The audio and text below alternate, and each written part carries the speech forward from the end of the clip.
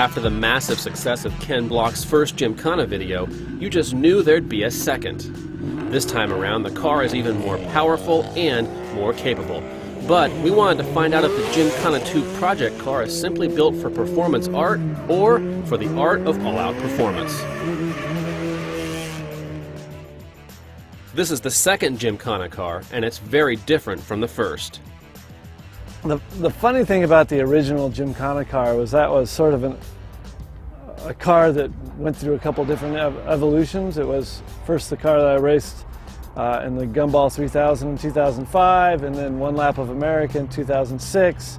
And then I brought the car out here on the West Coast. That's when there were a couple Gymkhana events. So I decided to take that car and convert it to the best Gymkhana car that we could out of that basic setup. It's a nicely customized street car, but it's not a race car. So when we built this car, we started from the ground up and said, what would the best car be for doing this particular type of driving? So the second Gymkhana car is more like a purpose-built racing car, even though it's meant to do things you'd never see on a typical road racing track. It was set up to do Gymkhana style driving, which is basically like, you know, an autocross type event, but with a bit more sliding of the car. I wanted the car to act really more like a rally car on the gravel. With our own version of the Stig and a host of testing equipment, we set out to record some hard numbers for this Crawford performance-built Subaru WRX STI. We started by weighing it and discovered that it shed 577 pounds compared to a stock STI. The next order of business is to change the tires to BF Goodrich G-Force drag radials to maximize acceleration. Even though a transmission issue prevents us from getting the car into fifth gear, Block's STI still makes some impressive sounds and even more impressive numbers.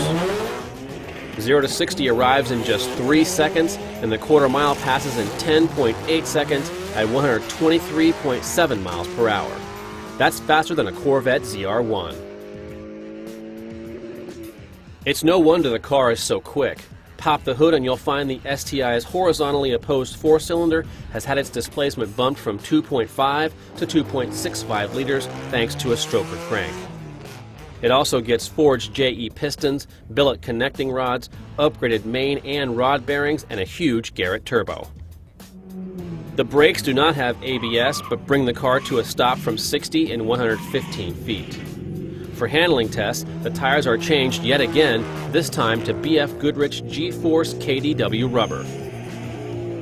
Lateral grip is 0.9 G, while a slalom speed of 72 miles per hour is nearly 3 miles per hour faster than a stock STI. Plus, this Subaru is remarkably well behaved for a machine whose primary purpose is to produce tire smoking oversteer. The bottom line is the Gymkhana Subaru WRX STI we've all seen online is much more than just a circus act.